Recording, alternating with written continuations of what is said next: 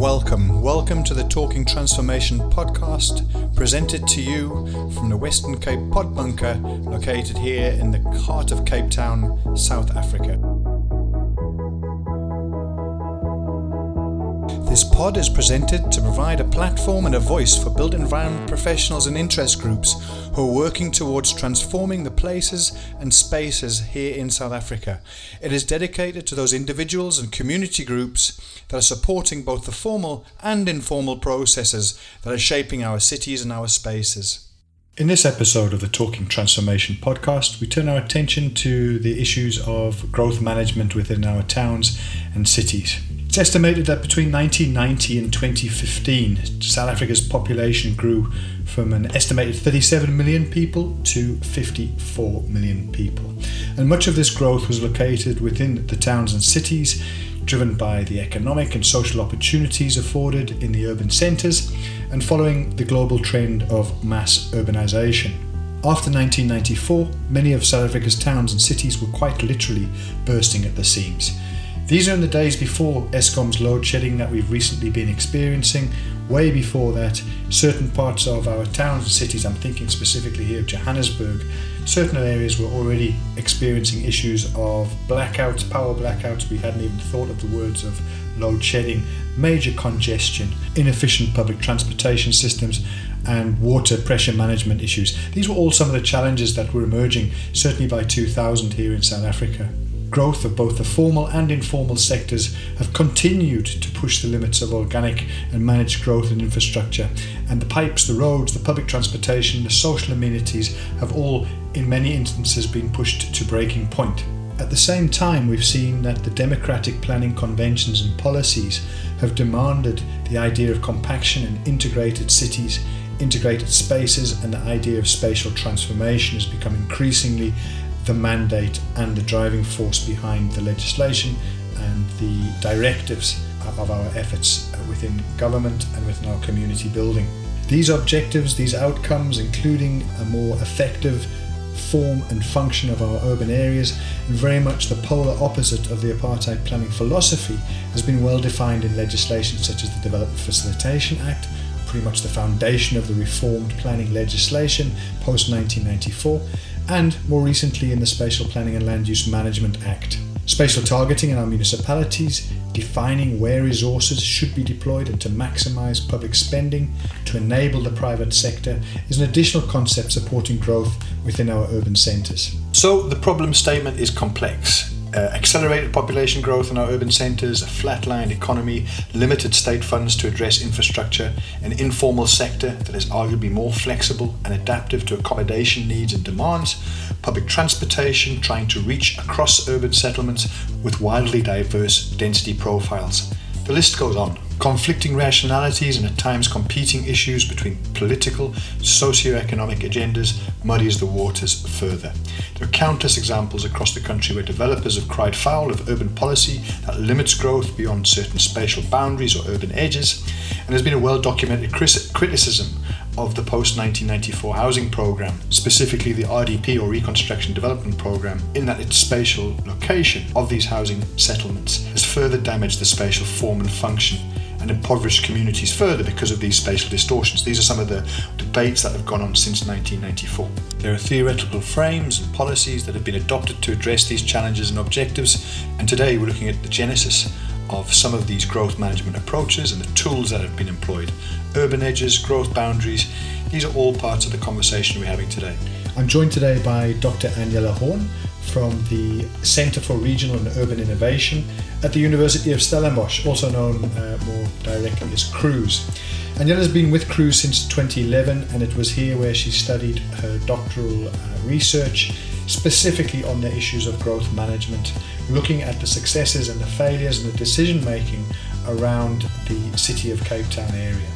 Beyond her academic research, she's worked extensively within the metropolitan spatial planning teams in both Johannesburg and Cape Town, where she was responsible for the conceptualization and implementation of the metropolitan growth management policies in those two metropolitan areas.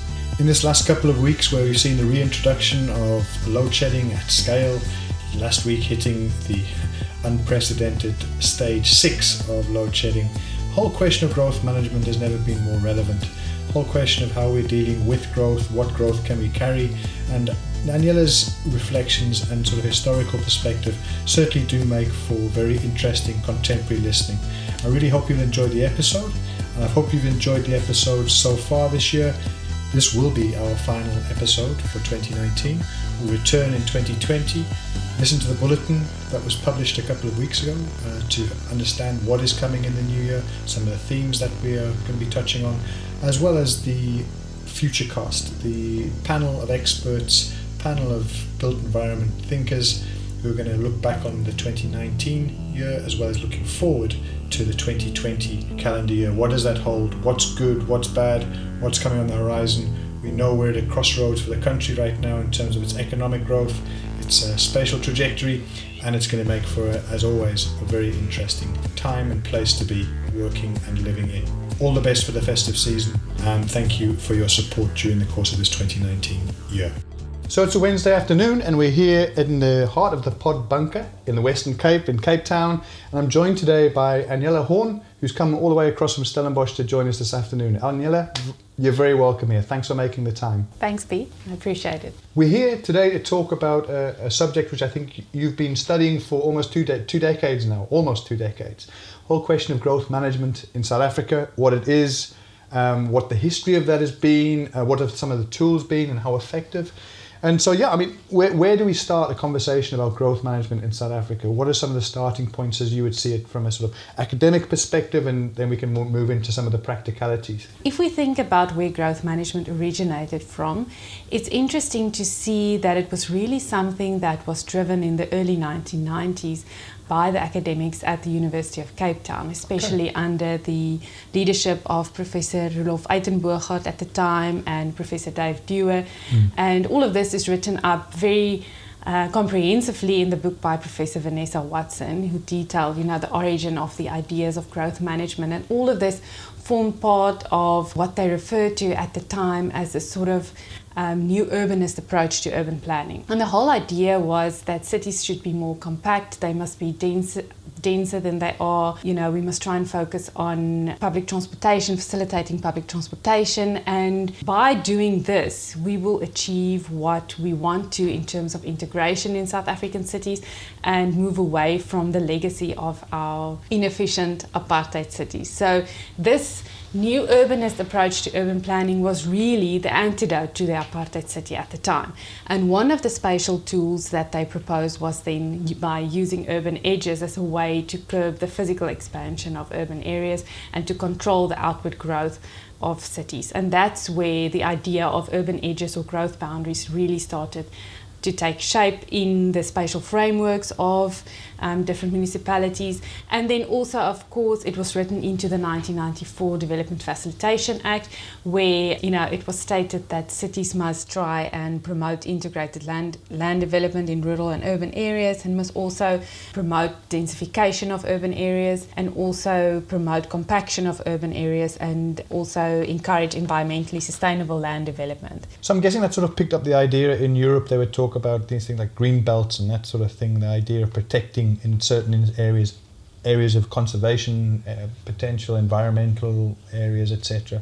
But this was taking it onto a different level of actually trying to, I assume, get a sort of pressure cooker going of density within a particular urban centre. Yes, absolutely. If you read the book by Professor Watson about Cape Town and about the way that urban compaction and densification was promoted at the time, was the fact that the academics at UCT was very much inspired by European visions and European ideals at the time.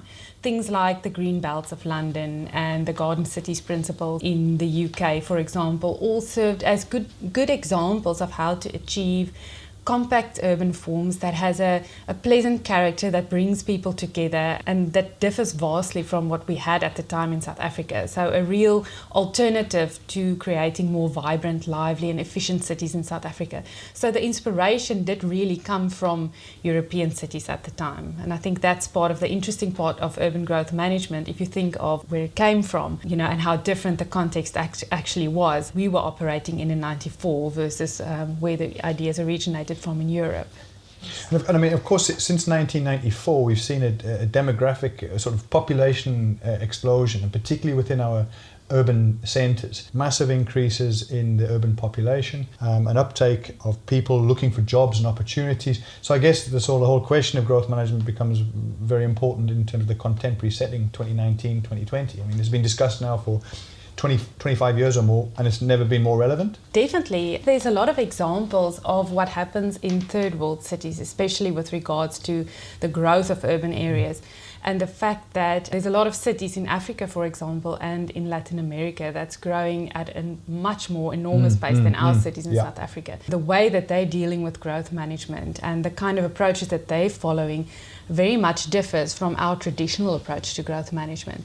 If you think, for example, about the new towns approach that's now seen increasing attention in some of the cities in the south with regards to trying to almost decentralize people or to de-densify urban areas and to move people to different locations outside of urban centres, but also in a contained fashion. And that then becomes the almost the new approach to growth management in the face of the massive urbanisation and the massive population growth that we're seeing in the 21st century. Well, I mean, we've heard President Ramaphosa this year in the State of the Nation address, and we've talked about it in some of the earlier podcasts around this idea of a new city based on fourth industrial tech revolution, etc. And I mean, it does seem to be incongruous with some of the legislation that you were describing earlier, whether it was the DFA or more recently the Spatial Planning and Land Use Management Act. It definitely is, and I think there's a lot of dangers in that approach that one must be very wary of. If you read about the experiences that these cities have had with establishing new towns, you often find that the capital, either the financial or the social capital, isn't there to contain or to really carry a development like that. And it really becomes a very dangerous situation, especially, I think you alluded to it in the introduction of our podcast, of how we're struggling with our own economy, and we have a flatlining economy, but now you want to start something entirely new at a remote location, and what could possibly be the benefits of that. That being said, there's obviously still a need for some form of growth management that we need to investigate. We've talked about the DFA, we've talked about some of the contextual challenges. So what did the municipalities, the provincial departments, etc., how did they start to actually implement some of this based on the sort of academic and the theory that was coming from Europe and what had been practiced in around garden cities, etc.? What do we start to see post-94? The first examples of boundaries, growth boundaries or urban edges was really, we saw in the metropolitan municipalities, specifically those of the city of Cape Town, the city of Joburg and the city of eThekwini, where all of them actually put urban edges or urban growth boundaries, as they sometimes refer to in these SDFs, in their spatial plans. So in some of the provincial departments? Yes, in the provincial department, in Gauteng, for example, the provincial department who was at the time, can you remember the name? Development Planning and Local Government. Local Government, yes. Yes. They actually institutionalized the Gauteng urban edge, that they sort of obliged the municipalities of Gauteng to buy into and sort of manage that specific urban edge as part of their municipal plans, even though it was a provincially drawn urban edge. And obviously there was some specific challenges to that, because the urban edge was drawn at a provincial level and not really interrogated very much in detail at a local municipal level. The municipalities and the provincial department was sort of at a constant head-to-head and conflict regarding the exact position of the line. And even though the Gauteng provincial government always promised to sort of, adapt the line according to whatever the municipalities were giving input into, the whole process then eventually just fell flat and the Gauteng urban edge was abandoned ultimately. I think it's interesting, taking us back to that period, and sort of my recollection was exactly as you said, this sort of almost contestation that we started to see between two spheres of government trying to work towards the same ends but with different approaches. And I guess 2000 was an important period, the whole transition, particularly with the metropolitan municipalities. Yes. And they're in their sort of category A constitutional obligations, and the DFA would find at its cost Yes. That local planning is a municipal competency. And you did have this idea, particularly when the metros had been established post-2000, with them saying, right, we're going to do these metropolitan spatial development frameworks, and we're going to define this thing particularly. And of course, something like a provincial spatial development framework in Gauteng, from a legislation point of view, there wasn't anything at that stage that was backing it the same way that you now find Splume, which is saying you need to have a provincial spatial development framework. I think another good example of where the provincial authorities came head-to-head with a metropolitan municipality was in the instance of the Western Cape, for example, where the city of Cape Town used to have its own urban edge in place since 2001, which they adamantly defended for how many years. But then, by the same token, I think around 2005, 2006, the Western Cape Provincial Spatial Development Framework required of all municipalities to put an urban edge in place. Now, luckily for the City of Cape Town, they already had one at the time. But as time went by, the provincial authority became less and less strict about applying that urban edge, and that also saw the Cape Town urban edge losing a little bit of faith, because it's not really punted by the provincial authority any more than what happens to a municipal urban edge. I was actually speaking to one of the officials from the Provincial Department of Planning, and he was saying that even though the urban edge did form a part of the Provincial Spatial Development Framework back in 2005, 2006, municipalities tended to view it as a real strict requirement, even though the provincial authority always viewed it as sort of a guideline, something that they may use, or something that doesn't necessarily need it to be strictly adhered to. And I think that creates the space for a lot of contestation, because there's different expectations.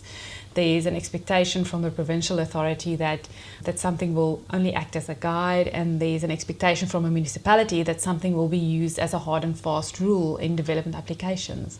Already we're seeing some of the challenges. You've got two different spheres, two different competencies of government trying to play in this space and define a line which is supposed to be taken seriously. That should ultimately, I would guess, inform decision making, inform resource allocation. As the metros come into play, Anele, how did they start? What were the criteria? What were some of the approaches that they took in delineating those lines? How were they finally sort of fine-tuned and embedded within those strategic documents? Okay, so what the metropolitan municipalities actually did, especially now, as I said previously, City of Joburg, City of Cape Town and eThekwini Metro, is all of them had quite a detailed set of criteria according to which they delineated the urban edge line. The basis of that obviously formed the line of the existing footprint of the urban area and trying to, sort of make sure that we don't expand beyond that. So that was sort of the first line of defense, and then obviously from there were also other criteria such as environmentally sensitive land. Things like the availability of infrastructure obviously played a critical role in where the land or the line needed to be delineated. Things like, for example, your access route, your prominent landmarks, valuable heritage resources. In the cases of eThekwini Metro and the City of Cape Town, there was obviously the coastline that really played a role in where the line needed to be delineated. And I think at the time, the metros argued that all of these form quite a scientific or sound basis according to which to draw a line and then start making decisions around. At the same time, we're seeing sort of an upscaling of what I would call the RDP housing program. Provincial departments and municipalities driving quite aggressively major expansion, often on the fringe of the city. I suppose we also start to see a contestation in that space between a sort of social obligation towards delivering housing, which was such an important part of post-94 South Africa, but at the time sort of stretching some of those spatial dimensions of our sort of natural urban form. Definitely. I think there's always been this conflict or contestation, as we say it, between the departments of planning and the departments of housing, because obviously the departments of housing has their mandate and they have a clear target that they need to be meeting in terms of delivery of housing, and then the spatial planners on the other side trying to defend a line and trying to create a more efficient urban system. So there's always been that conflict, and I remember I also spoke to an official at the City of Cape Town's Department of Housing regarding this specific challenge.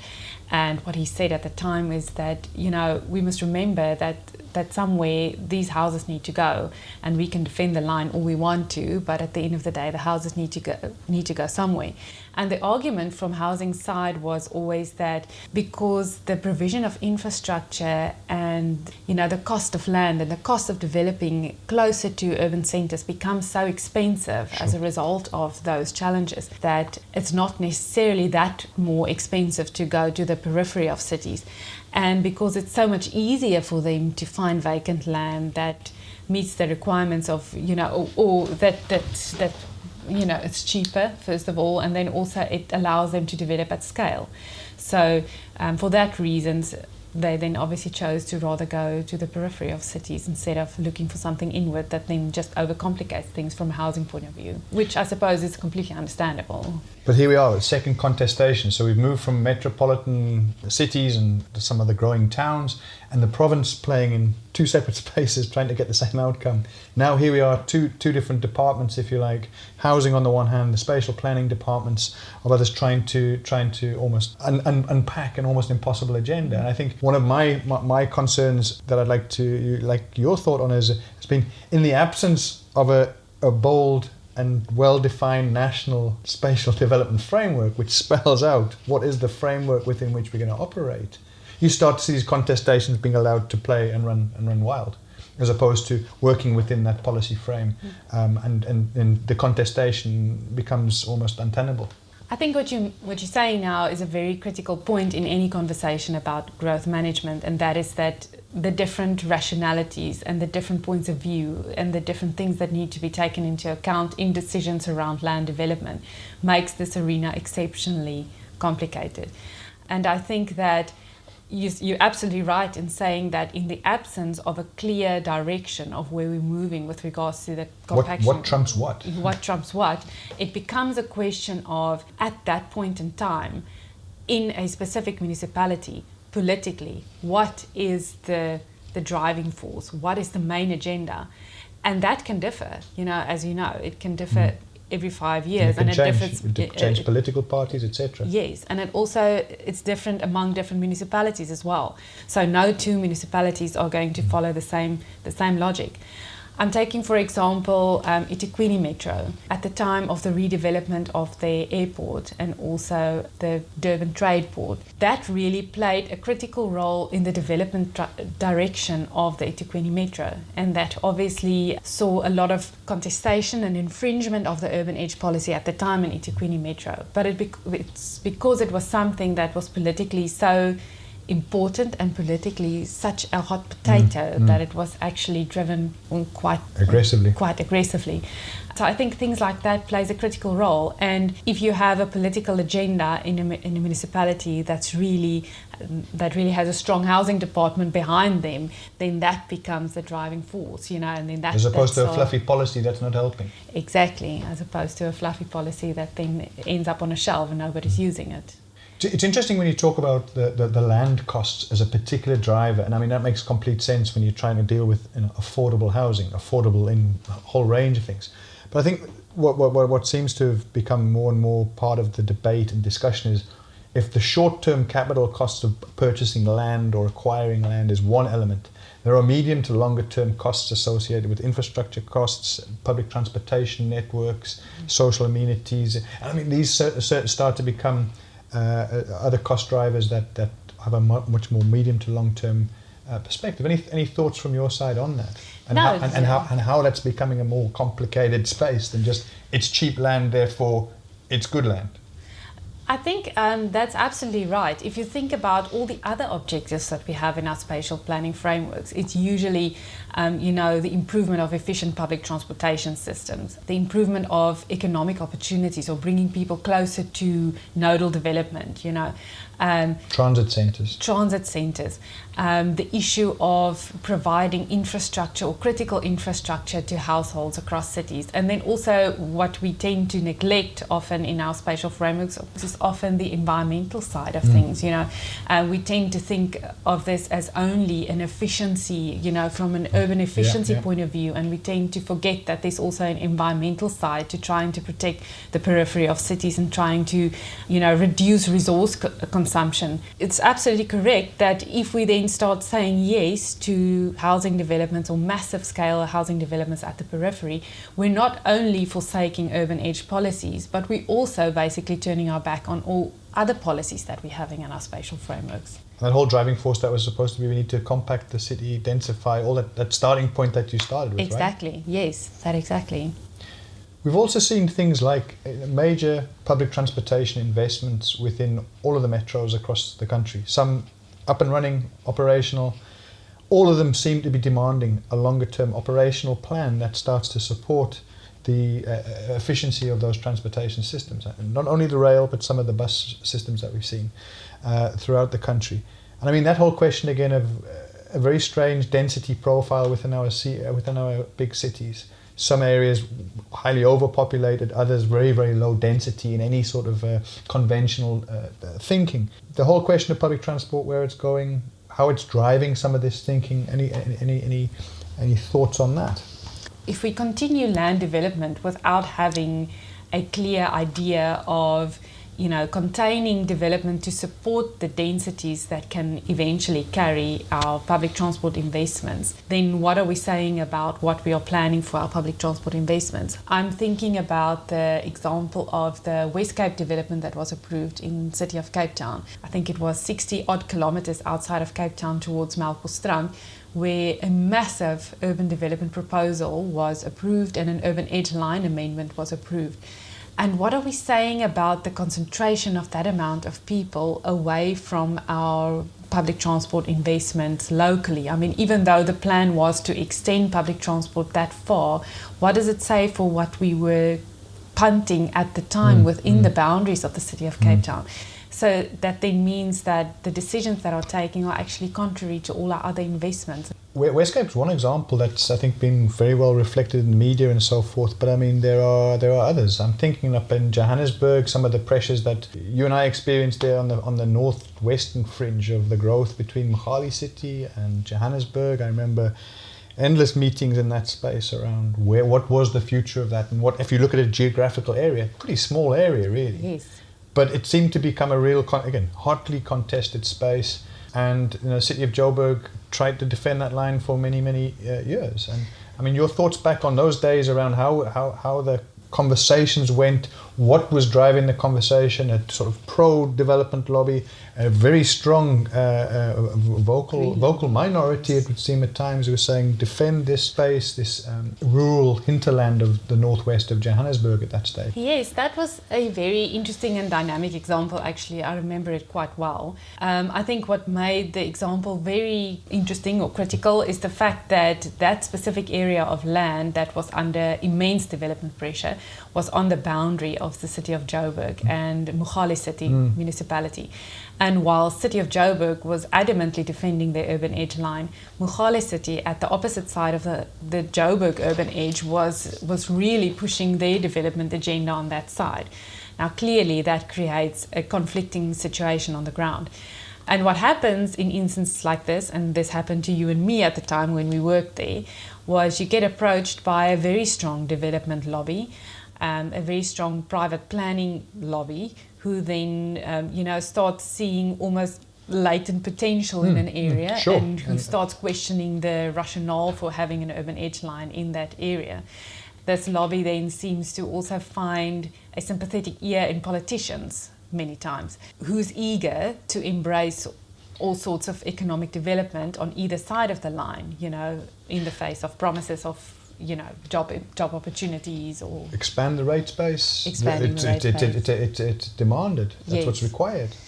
And then it becomes up to the planners to then defend why the line is there. And I think the question in the city of Joburg was that it's not that the urban edge line was a line to say no to development of any kind. It was just a question of saying there are certain areas within the city in which we will embrace any form or, urban development. There are places in the city of Joburg that the city are going to invest millions of rands in infrastructure development and in housing development, and those are the areas that we want to see expanding, and not necessarily those small individual areas that come under development pressure. Almost more question of not now. Not never, but not now. But not now. And I think I always remember from a political space that if we take money away from this particular area of the north, or invest in this northwestern area of the city, then it means that we're not allocating to, for argument's sake, Soweto and Alexandra and Orange Farm and Deep Sloot, which were major targeted areas in terms of spatial targeting, in terms of the administration at that time. So the cake is only so big. And I think what you're saying now is also, I remember at the time, the city then did decide to expand the urban edge on the Deep Sloot side, which was not a similar, but a similar situation in terms of pressure for expansion on that side towards the Centurion Midrand corridor. Decisions were taken to expand certain portions of the line, to invest money in infrastructure over there, because that was a critical part for the city to upgrade. In around Lanseria, I remember those conversations quite clearly. Yes. But there was a rationale that made sense at the time, and it was again hotly debated, hotly contested space. Importantly, I think the rationale was a rationale that was it was for the greater good of the entire city, and not the greater good of a particular area or a particular group of residents or developers. Anele, what does the landscape look like now in 2019? We're almost on 2020, but what does the landscape look around these urban edges, urban growth boundaries, whatever the terminologies that we used? If we start looking around at eThekwini, at Johannesburg, at Cape Town, what is the status of these different tools that were employed? Which of them still remain? Which of them have changed? Which of them have been successful, in your opinion? Where towards 2020? What's the state of health of some of these tools that we used? Well, firstly, maybe just a recap or an overview of where the three major metros in South Africa's lines stand at the moment. Both the eThekwini and the Johannesburg metropolitan municipalities still have urban edge lines indicated in their spatial development frameworks, and as I understand, in the eThekwini metro it's there. However, the line is drawn so widely, and so it really is not serving the purpose as a compaction tool so much. In the city of Joburg, the urban edge line is very much acting as a infrastructure investment line, a growth management line that sort of dictates where infrastructure spending and investment will happen next. So I think from a success story point of view, that's probably one of the biggest successes that we've seen of a municipality championing an urban edge and using it to achieve something that can be measured and that can be seen. The city of Cape Town have abandoned their urban edge about a year ago, and in the absence of an urban edge, what they're using now in their spatial framework is more of an investment rationale, and earmarking certain areas for investment priorities and other areas where development will be discouraged, and then obviously a third category of area that's environmentally sensitive and that we don't really want to see development happening. That's just an overview of where that is. The important thing to remember about these lines is that there have been lessons learned from all municipalities who have used urban edges and urban growth boundaries. And I think one of the most important things to remember is the fact that we are facing a very different urban environment today than we did 20 years ago. I think things like, for example, our struggling economy, things like the immense growth of informality in our cities, things like that are posing very different challenges to us than it did 20 years ago, because I don't think anybody could really have realistically predicted the scale of what we're seeing happening in urban areas now. So at an urban level, I think our challenges are quite different. And then if we think about a policy level, I also think that having a policy that needs to be consulted for each and every development application, and a policy that restricts development, a policy that really doesn't allow for informality, and that very seldomly allow for developer initiative becomes problematic. Not that it's wrong. The intention has always been good, and the intention to achieve a more efficient and compact urban form must still remain. I think that's critical. but the way in which we approach these things probably will need to adapt to a more fluid urban environment and to more fluid circumstances. I think the other thing that we must remember is the fact that politicians are placed in extremely difficult positions, especially when it comes to the defence of spatial policy, spatial planning policy. Sure. We often, as planners, especially municipal planners, make them out to be villains because they take decisions that are contrary to the policies that we've worked very hard on getting approved. But I think we forget that in their offices they are faced with the most extreme of conflicting rationalities, having to provide for a constituency that literally has nothing and that literally needs to be accommodated within the confines of a city. And on the other hand, having to also listen to a very strong neoliberal agenda, and not only having to listen to them, but almost being dependent on them as well for expanding our rates base and for investing in the city. So it becomes a very challenging environment. And I think the Urban Edge tools that we used to apply didn't really provide them with the agency or the capacity to really argue or debate the issues that were put in front of them. Because it became such a strict rule, or as they saw it, a very strict rule that they needed to apply, I think they weren't able to use that as a negotiation tool between themselves and whoever came to see them in their office. So as we move towards a summary then, Anele, we've talked about all sorts of different conflicts. We've started with two spheres of government fighting for, one or two lines as it ultimately came to be in certain provinces. We talked about the whole question of developers, the sort of pro-developer versus the policy space that the sort of spatial planners working within municipalities have occupied. We've talked about housing departments competing against their spatial planning teams, and now we're starting to work towards this idea of the technical space and the political spaces at times rubbing against each other in terms of trying to find common ground. Where do you think in 10 years' time, where do you think this argument, debate will end up? Where do you think we will be seeing, how do you think we'll be resolving some of these conflicts as we move forward? I think at the moment, presently, we're facing a very dangerous situation because we also previously in our conversation alluded to the fact that currently the arena is very volatile and open to whatever agenda is the strongest. Interestingly, about the development of our urban areas at the moment, I'm not sure if you read the paper or the research that we've done on urban sprawl in the Western Cape. And it was quite interesting to see that if you use a very simple definition of, you say population growth over the past 10 years have been this much, and the expansion of urban areas over the past 10 years have been this much.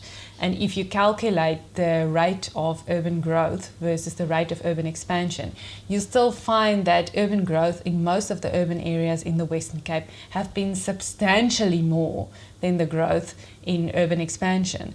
So that points towards, where has the sprawl gone? And obviously we know that certain areas have sprawled, and obviously we know that there are certain typologies of land use that still contribute to sprawl, that's still a sprawl-like kind of development. But in terms of land development, we've really become more conservative in terms of using land, if viewed against population growth and over a specific time period. So that's very interesting, and I think that is a trend that we'll increasingly see in cities because we only have so much land, and because we are seeing intensification and informality, that kind of thing. The whole backyarding thing seems to have taken up a lot of that growth. Yes. If we're looking at some of the numbers, and certainly the aerial photographs.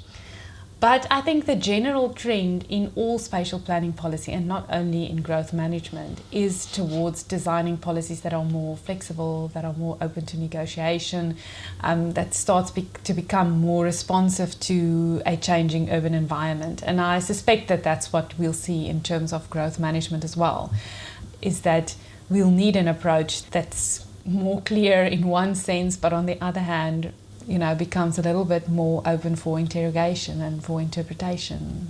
And ultimately relevant to the needs of both the political decision makers as well as the communities that we're trying to serve. Exactly, yes. And that then really becomes a useful tool for politicians to use with people who approach them.